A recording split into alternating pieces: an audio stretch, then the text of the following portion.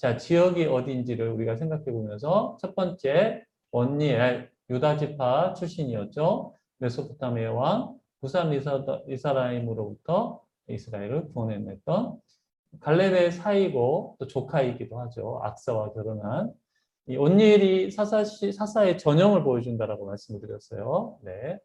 두 번째 사사는 에훗, 모압 왕 에글론으로부터 이스라엘을 구원해내죠. 베냐민 지파고 왼손잡이, 오른손에 장애를 갖고 있거나 왼손을 아주 잘 쓰는 사람이었을 거라고 생각을 합니다. 세 번째 사사는 삼갈, 어디 지파인지는 모르고요. 블레셋을 대항해서 이겼던 소모는 막대기로 600명을 물리쳤죠. 네 번째 드보라, 유일한 여자 사사. 납달리 지파의 바락과 함께 하소랑 야빈의 군대를 물리치는. 네, 다섯 번째로 기드온, 므낫세 지파죠. 네, 기드온 이야기가 꽤 오래 나오죠. 기드온, 큰 용사라고 주님께서 부르시고 어느 족속으로부터 이스라엘을 구원했죠? 그렇죠. 미디안으로부터 이스라엘을 구원했던 사사. 근데 이제 끝이 조금 아름답지 못했다. 네, 그다음에 그의 아들 아비멜렉이 세겜에서 왕이 되어가지고 사람들을 괴롭혔다라는 내용도 살펴봤습니다. 그다음에 돌라 이사갈 지파고요. 그냥 잠깐 언급하고 넘어가면 되겠죠. 소사사예요, 돌라. 그다음에 므낫세 지파의 야일. 야일 역시 소사사입니다. 그 다음에 입다, 대사사죠. 길르앗 사람이라고는 나오는데 갓집하거나 므낫세 지파일 걸로 보고요. 이 암몬으로부터 위에 있는 암몬으로부터 이스라엘을 구원한 그런 사사입니다.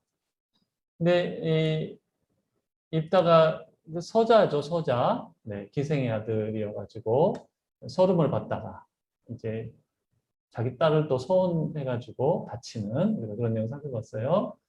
그 다음에 입산, 유다지파 입산, 소사사입니다. 입다 다음에 입산, 엘론, 스불론 지파. 그 다음에 누구죠? 압돈, 에브라임 지파입니다. 압돈, 입산, 엘론, 압돈은 다 소사예요. 야엘, 입다, 삼갈까지 소사사. 그 다음에 마지막 누굽니까? 삼손, 단지파 삼손. 13장부터 16장까지 아주 길게. 삼손은 어느 나라로부터 이스라엘을 구원했습니까? 그렇죠. 블레셋. 네, 마지막에 블레셋에 3,000명을 죽이고 두 눈이 뽑혔지만 그렇게 죽는 사람이 삼손입니다. 그래서 자, 12사사, 이 중에서 대사사는 몇 명이다? 6명이다. 첫 번째 온니엘, 두 번째 에우, 그 다음에 드보라, 기드온, 입다, 삼손까지 6명이 대사사가 되겠습니다. 네, 우리가 이제 이 12사사 이야기는 다 살펴봤고요. 오늘은 사사기 17장부터 21장, 사사기의 마지막, 보통 이제 두 가지 에피소드가 있어서 후기라고도 하죠. 결론 부분에 이 두 가지 에피소드가 기록이 되어 있습니다. 그 다음에 우리가 또 이제 루키를 살펴보도록 할 텐데, 여러분들 여름이면 어떤 영화들을 많이 상영을 하죠? 영화관에서? 공포 영화를 많이 상영하죠. 그거 보고 더위를 식히라고. 근데 저는 개인적으로 공포 영화를 그다지 좋아하지 않는데, 여러분 뭐 공포 영화뿐만 아니라 살인이나 폭력 또 아주 끔찍한 여러 가지 범죄를 다룬 영화들을 보고 나면 기분이 어떻던가요? 좋지를 않죠. 찝찝하고. 또 이야기가 이렇게 결론이 나야 되는데, 예를 들어서 뭐 주인공이 마지막에 갑자기 뜬금없이 뭐 죽는다든지, 둘이 여행을 가다가 옛날에 어떤 드라마 하나가 있었죠. 되게 재밌는 웃기는 드라마였는데 마지막에 주인공들이 죽는 바람에 사람들이 이게 뭐지? 뭐 이런 드라마도 있었거든요. 이렇게 끝이 뭔가가 깨끗하지 않으면 찝찝하단 말이에요. 보고 난 다음에도 기분도 좋지 않고 뭔가 마무리되지 않은 것 같은데 괜히 봤다 이런 후회를 하게 되는데, 우리가 살펴볼 사사기 17장부터 21장의 내용이 조금 그렇습니다. 굉장히 찝찝하고 폭력적이고 외설적이고 그런 내용을 담고 있어요. 그 다음에 이제 우리가 그와는 다르게 따뜻하고 또 이 아름다운 내용을 담은 영상을 보고 나면 마음이 이렇게 정화가 되고 힐링이 되고 그런 느낌을 받게 되는데 루키는 한편의 그런 영상 또 그림이라고 할 수가 있어요.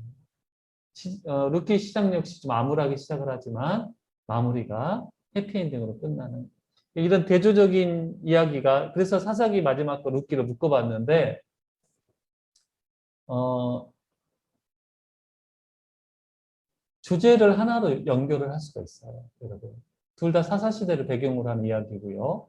두 개 다 이 사사기 마지막에 나오는 두 가지 에피소드랑 루키랑 다 사사시대 초반부에 일어났던 일이에요. 사사기 뒷부분에 있다 보니까 이건 사사시대 마지막 때 일어난 일이구나라고 생각을 하는데 그러지 않아요. 근데 그것에 대한 근거들을 이따가 말씀을 드릴 텐데 사사시대 초반부에 일어났던 그러니까 사사시대 초반부부터 이 막장을 치닫았다는 것이죠. 그리고 루키 역시도 여러분 아주 그렇게 오래되지 않은 초반부에 일어났던 일이라고 할 수가 있는데 두 개를 관통하는 게 뭐냐? 하나님께서는 이스라엘이 가나안에 정착하고 난 이후에 주변 나라들처럼 왕을 세우시지 않죠. 왜요? 하나님이 왕이시니까. 하나님이 왕 되시는 삶을 살라고 하는데 이스라엘이 그러지를 못합니다. 그래서 하나님이 왕이 되시지 않으니까 자기 소견에 오른 대로 살아가게 돼요. 그래서 사사기 뒷부분은요. 하나님이 왕 되시지 않고 자기 소견에 오른 대로 살아갈 때 사람이 어디까지 갈 수 있는지 막장을 보여줘요. 여러분 멸망당한 소돔과 고모라와 다르지 않아요. 그 모습을 보여주는데 우리 말씀 같이 한번 읽어보도록 하겠습니다. 이 사사기에 두 번 반복되는 내용이 조금 이제 과거에 뭐 조금 한두 글자 다르고 똑같은 내용입니다. 시작.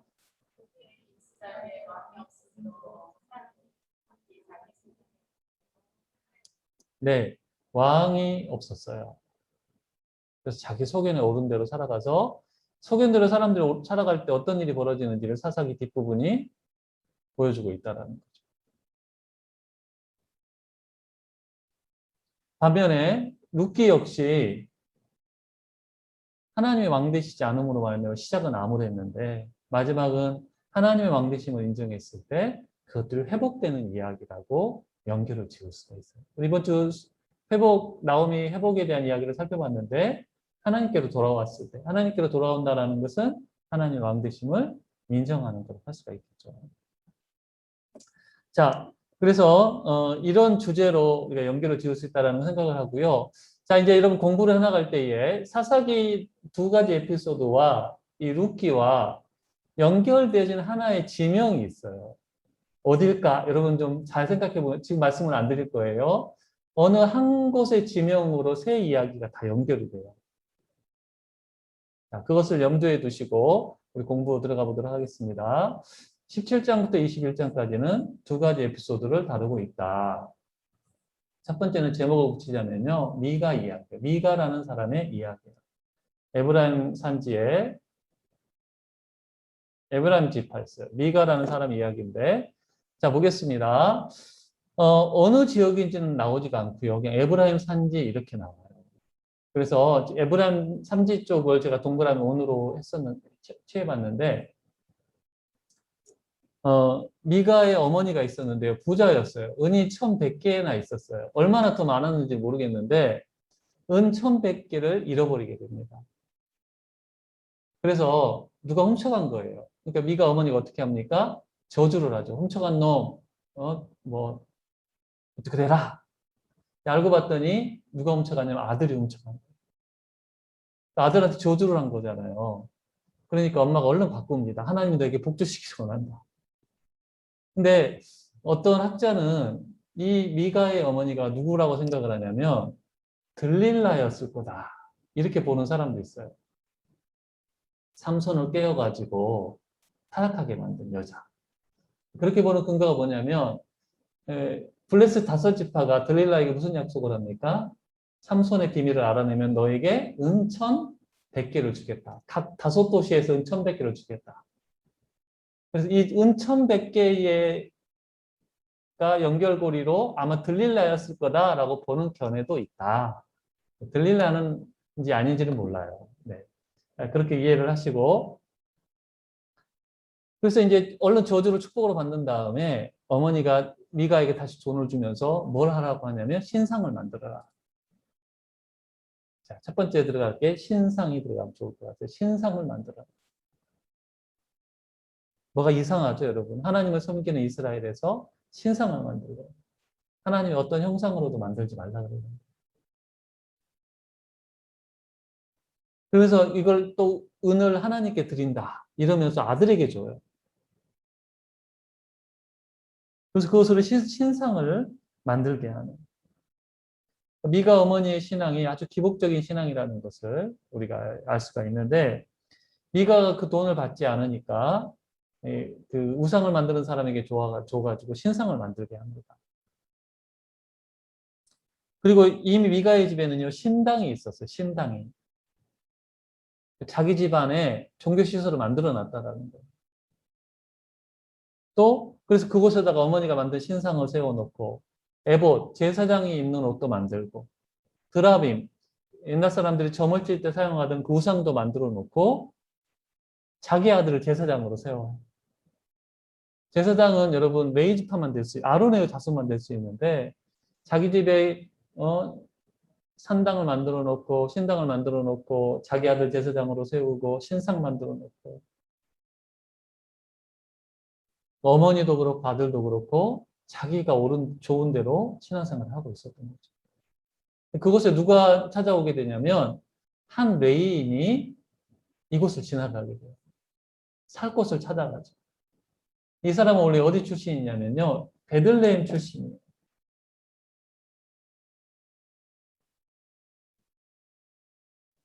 유다 지파에 속한 사람인데 이 사람이 살 곳을 찾아 떠돌다가 미가의 집으로 오게 됩니다. 그 말은 뭐냐면요. 지금 레위인들의 일이 제대로 대우를 받지 못하고 있었다라는 거예요. 사람들이 드리는 11조로 생활을 해야 되는데 그게 제대로 이루어지지 않고 있었다는 것을 생각해 보게 하는데 미가가 레인하고 협상을 합니다. 내가 너에게 월급을 줄 테니까 우리 집 제사장이 되라. 레인이 살 곳이 필요했기 때문에 승낙을 하게 되죠. 그래서 이 한 나라의 제사장이 한 나라의 제사장이 돼야 될 사람이 한 집안의 제사장이 되어가지고 같이 한 말씀도 읽어보겠습니다. 그러고 난 다음에 그다음 미가가 뭐라고 하느냐? 시작.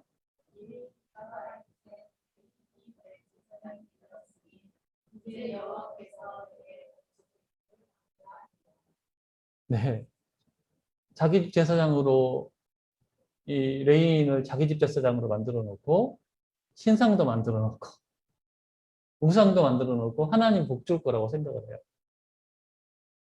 그러면 하나님 미가에게 복을 주실 수 있을까요? 없을까요? 없죠. 우리도 이렇게 신앙생활하고 있지 않는지 돌아봐야 돼요. 하나님의 뜻과는 상관없이 하나님이 싫어하시는 일, 내 마음대로 신앙생활하면서 하나님이 나한테 복 주셔야 돼. 그럼 그건 착각이에요. 하나님 말씀 따라 살아야 되고 하나님의 뜻대로 살아가야 되는데 그러지는 않고 미국과 같은 착각을 우리가 하고 있지는 않나.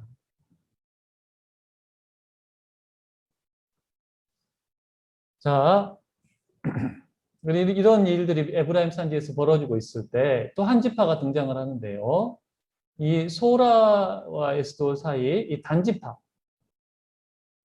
단지파가 블레스 때문에 견디지를 못하고요. 단지파 모두는 아닌 것 같고 일부가 이동을 하게 됩니다. 살 곳이 없어가지고요. 여기서 새로 살 곳을 찾아보자 그래서 정탐꾼 5명을 어디로 보내냐면 여기 라이스, 옛날 이름은 라이스고요. 보이시는지 모르겠어요. 네, 가로 열고 라이스라고 하는 게 좋을 때 이게 옛날 이름이에요. 옛날 이름 라이스가. 여호수아에 보면 레셈으로 나와요. 레셈. 같은 이름, 같은 지명이에요. 레셈으로 나오는데 이곳으로 5명을 이제 정탐꾼들을 보내게 됩니다. 근데 이 정탐꾼이 가는 게 어딜 들리게 되냐면 미가의 집을 들리게 됩니다. 갔더니 누가 있어요? 제사장이 있는 거예요. 제사장이 도움을 청하죠. 우리가 가는 길이 형통하겠느냐? 레이인이 형통할 거다.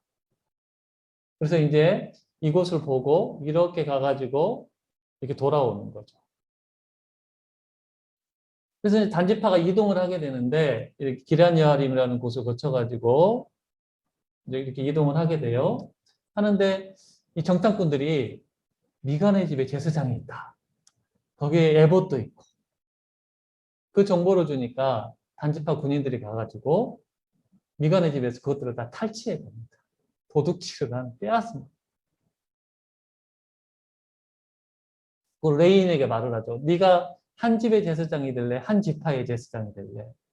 레인도 의리가 없어요. 한 지파의 제사장이 되겠다. 월급이 더 많을 거 아니에요. 그래서 같이 따라가요. 이제 막장인 거예요, 막장. 어, 네. 그러니까 이제 미가가 동네 사람들 모아가지고 쫓아오죠. 싸움이 안 되는 거예요. 우리 굉장히 기분 안 좋다. 우리 화나게 하지 마라. 단지파 사람들이 말하니까 미가가 아무 말도 못하고 돌아가게 돼요. 단지파는 여기서 빼앗은 것들을 다 가지고 이 제사장 레인과 함께 이곳을 공격해가지고 사람들을 죽이고 이곳에 정착을 하게 됩니다. 이 레이 사람이 누구냐면요. 사사기 18장에 보면 모세의 손자 이렇게 나와요. 모세가 아들이 둘이잖아요. 게르솜과 엘리에셀인데 게르솜의 아들이라고 나와요. 그러니까 시기가 얼마 되질 않은 거예요. 모세의 손자니까. 이해가 되시죠? 네. 그래서 이게 초창기 일어난 일이라고 보는데 사람들이 하나님의 뜻과는 상관없이 우상을 만들어 놓고 제사장도 자기 멋대로 세우고 빼앗고 이러면서도 복을 줄 거라고 생각하는 정말 기복주의에 빠져 있고 자기 속여는 대로 옳을 믿고 살아가는 때가 언제다? 사사시대다. 이것을 우리에게 알려주는 이야기라고 할 수가 있겠습니다. 네, 강탈에서 4번에 강탈이라고 적으시고요. 5번에는 단지파 정착 이렇게 적으시면 되겠습니다. 4번은 강탈, 5번은 단지파 정착 이렇게 적으시면 되겠습니다. 강탈, 단지파 정착. 자, 여기가 이제 그 단이에요. 아까 말씀드렸던 것처럼 옛날 이름은 라이스고요. 여호수아에는 레셈으로 나와요.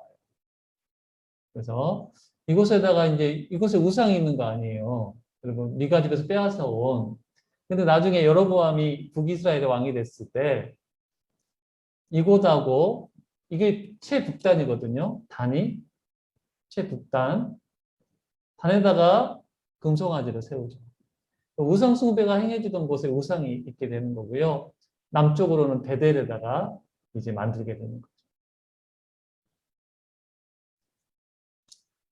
자, 넘어가겠습니다. 두 번째는 19장부터 21장에서 일어난 레이인 이야기를 살펴보도록 하겠는데요.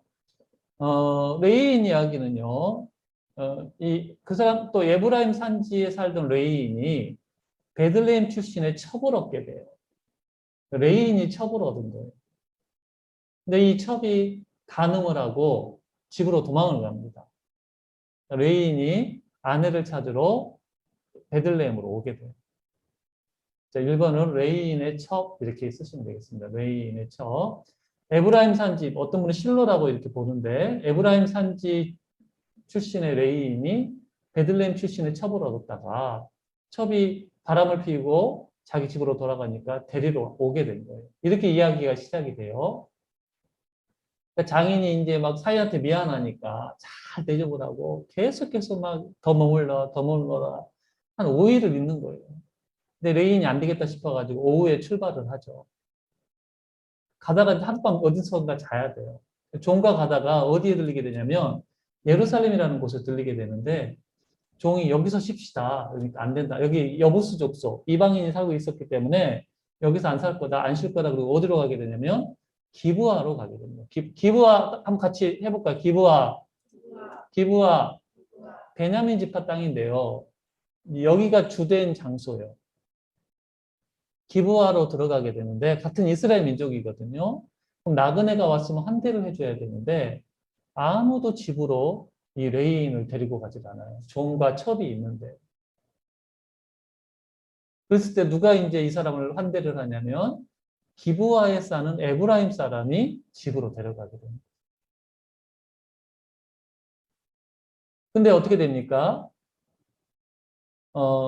그 기브아 불량배들이 와가지고 남자를 내놔라. 동성애를 하겠다. 결국에 어떻게 됩니까? 이걸 무마하기 위해서 이 레인 자기 첩을 밖으로 내밀잖아요. 첩이 밤새 성폭행을 당하고 죽어. 그래서 이 레인이 이 첩을 데리고 이제 집으로 와가지고 그걸 시체를 잘라가지고 12지파에게 보내게 되죠. 그래서 미스바에 몇 지파가 모이게 되냐면요. 11지파가 모여요. 베냐민 지파를 빼고 11지파가 모이는 거예요. 이건 정말 극악무도한 짓이다. 여러분, 이것도 사사시대 초기에 일어났다라고 본 이유가 뭐냐면요. 이때 누가 살아있었다고 그러냐면 비느하스가 살아있었다는 말이 나와요. 광야 시다 보면 비느하스가 등장을 하잖아요. 그 사람이 아직 살아있었기 때문에 사사시대 초기고요. 그 다음에 이 이스라엘이 모이라 그러니까 잘 모인 거. 이게 바로 이 초기였기 때문에 가능한 일이다 이렇게 봐는 거예요. 11지파가 모여가지고 이 베냐민 기브아 불량배들 그만둘 수 없다. 처음에 모여서 기브아 사람들만 혼내려고 그랬는데 베냐민이 희한하게 이 기브아 사람들을 감싸요. 요즘으로 치면요, 여러분, 극악무도한 죄를 지은 이 흉악범을 옹호를 하는 잘못을 합니다. 전쟁을 치르게 되는데 이스라엘은 40만, 그다음에 베냐민 지파는 26,700명.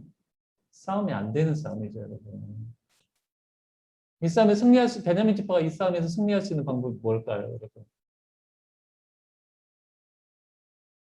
성경을 보면 숫자가 작은 팀이 기도원의 323만을 이겼잖아요. 이기는 방법이 뭐예요? 그렇죠. 누가 하나님 편에 있는가. 근데 베냐민 지파는 하나님이 그 편에 될 수가 없는 거죠. 자, 그래가지고 내놓지 않아서 전쟁이 일어나게 돼요. 총 3번의 싸움을 하게 되는데요. 처음 2번은 이 40만이 져요. 연합군이 집니다. 그래서 두 번에 걸쳐서 4만 정도가 죽게 되고요. 베냐민 지파는 한 1000명 정도 죽은 것 같아요. 그럼 25,700이 남은 거죠. 이거 너무 많다. 네. 25만 7천이 됐다. 네. 그래서 이제 3번째 전쟁을 하게 되고 그러니까 이때 4만 가까이 죽은 건 뭐냐면요. 이스라엘 지파도 잘한 게 없다라는 하나님이 아마 이때 그래서 심판을 하신 거예요. 12지파도. 나머지 11지파도. 그 3번째 전쟁에서요. 베냐민이 처참하게 집니다. 25,100명이 죽어요. 그럼 여기서 1000명이 죽었다, 이 1000명 죽었다는 이야기는 안 나오거든요. 근데 1000명이 죽었을 거라고 생각을 하고 25,100명이 죽고 몇 명이 남죠? 26,700에서 26,100을 빼면 600이 남죠. 600. 600을 기억을 해야 돼요, 여러분.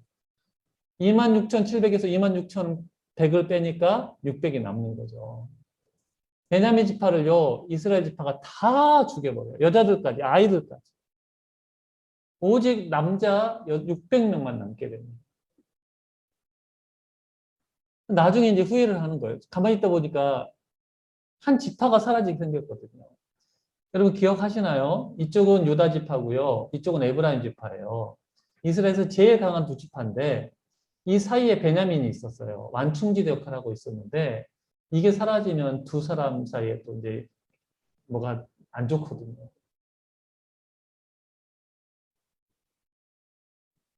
그래서 사람들이 600명에게 아내를 주자. 아내를 얻어주자. 근데 싸움을 하기 전에 어떤 맹세를 했냐면요. 우리 이스라엘 여자들 중에 우리 그 12지파 중에서는 주지 않겠다고 언약을 했어요. 어떻게 해야 돼? 언약은 지켜야 되고. 그래서 뭘 따져봤냐면 이 연합전쟁에 참여하지 않은 사람을 찾아보니까 이 야베스 길리앗이라는 곳에서 참전을 안 한 거예요. 그래서 이곳 사람들을 다 죽이고 처녀 400명만 남겨옵니다. 그래서 600명 중에 400명과 결혼을 시키죠. 몇 명이 모자라죠? 네, 200명이 모자라죠. 근데 여기 실로라는 거, 네, 제가 너무 지저분하게 해가지고.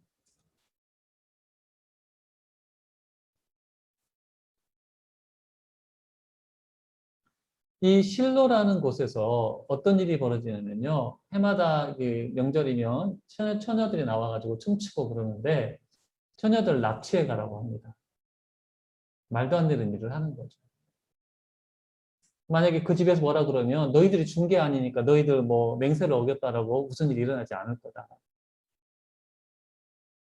그래서 납치. 200명을 납치해가지고 베냐민 지파가 다시 이제 시작을 하게끔 해주는 일이 여기서 이루어지게 되는 거죠. 자, 보십시오. 여기가 기부아래요. 지금의 기부아. 조금 정리를 다시 한번 하실래요? 네. 1번 레인의 처, 2번 첩의 죽음, 3번 40만 대 26,700, 4번에 600명, 5번은 처녀 400명, 6번은 납치. 자, 이곳이 기부아라는 곳이에요. 자, 나중에 이 기부아에서 왕이 한 명 나옵니다. 누구? 사울. 사울이 기부아 출신. 사형 많은 지역의 사람이죠. 그 다음에 여기 림몬바이. 400명이, 600명이 피해서 숨어 있었던 거. 림몬바이. 신약에 가면요. 여기로 피신하셨던 분이 또 한 분 계시죠. 누구? 예수님. 에브라임이라고 나와요. 신약성경에. 이곳으로 여기 옆으로 피신하셨다고 봐요. 네. 그 다음에 실로. 네, 여기 실로인데, 여기서 이제 처녀들이 이렇게 춤추고 절기를 지킬 때 납치해 가라고 하는 거죠. 여러분 보십시오. 이 사사기 17장부터 21장까지 어떤 이야기들이 언급이 되고 있습니까? 우리 동성애, 윤간, 시체훼손, 범죄자 옹호, 동족상잔, 집단학살, 납치. 이 중에 한 가지만 요즘 일어나도 여러분 세상을 떠들썩하게 할 일들이 사사시대 때 일어났다고. 왜 이런 일이 일어났다고요? 자기 소견에 어른대로 살아갑니다.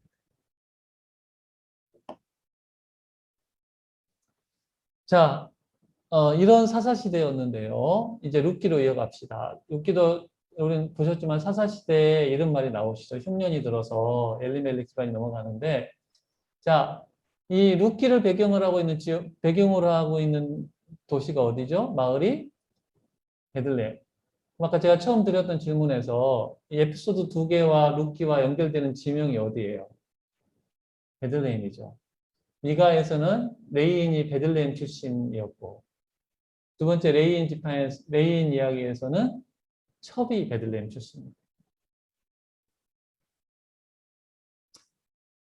근데 앞에 두 개의 이야기는 별로 베들레헴이 아름답지 않게 묘사되고 있잖아요. 왜냐하면 베들레헴에 있어야 될 레인이 도망갔다라는 건 그곳 사람들이 잘 섬기지 않았다라는 거거든요. 자, 우리 간단하게 룻기는 정리하도록 할게요. 근데 룻기 이제 우리 여기서는 지역들을 좀 중심으로 살펴보도록 하겠습니다. 베들레헴에 살던 엘리멜렉과 나오미, 알론과 기럐 집안이 흉년을 맞아가지고 어디로 갑니까? 모압으로 가게 되죠. 이 여매를 건너서 가야 되는 거예요. 여기 최단거리를 지나갔을 거예요. 모압에서 어떤 일이 벌어지죠? 남편과 두 아들이 죽죠. 1번에는 죽음 이렇게 적으면 되겠습니다. 그래서 나오미와 두 며느리, 오르바와 룻이, 룻과 오르바가 돌아오는데 아마 여기에서 가라 그랬을 것 같아요. 이만큼 내려온 거예요. 이곳에서 이별을 하게 되죠. 오르바와 이별을 하게 되고 두 명만 강을 넘어오게 됩니다. 그러니까 겨울에는 못 건너고요. 이제 그 6월절 즈음 맞아가지고 왔잖아요. 아마 이 물이 말라 있을 때쯤 건넜을 거라고 봐요.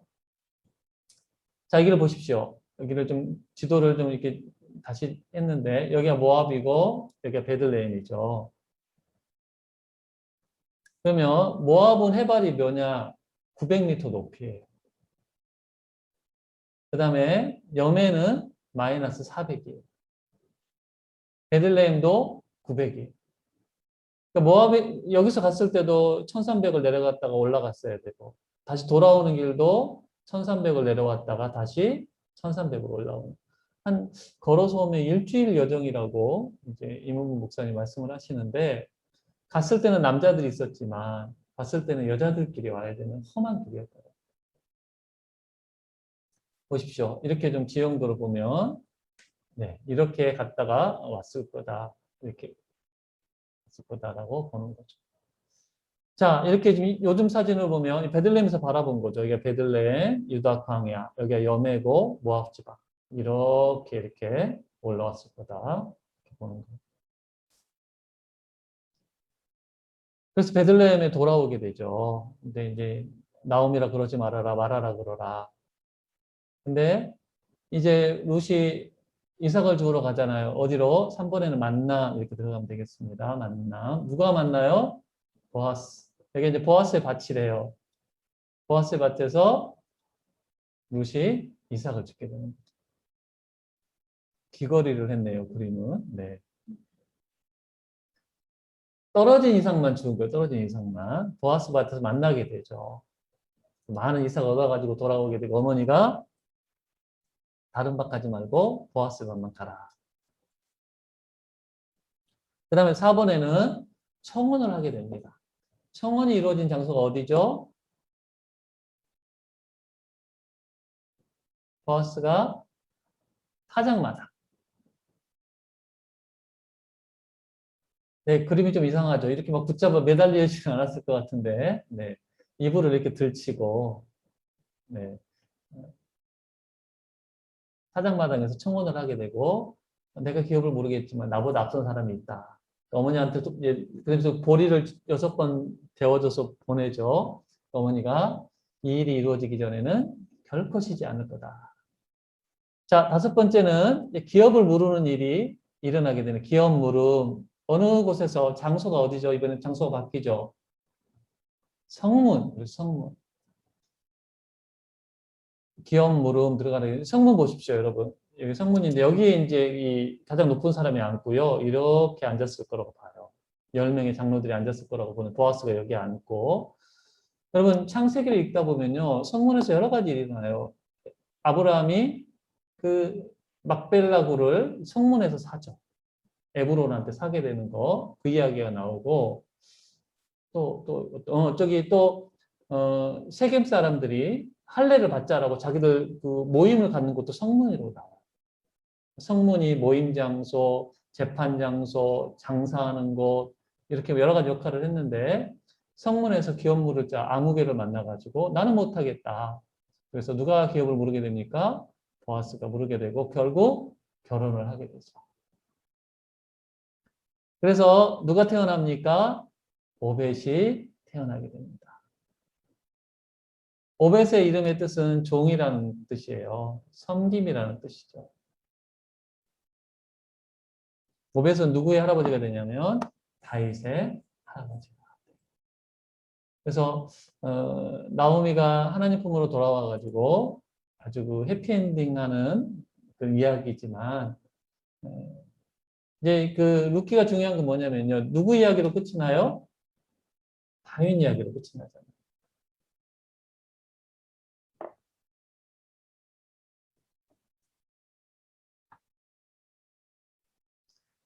그러니까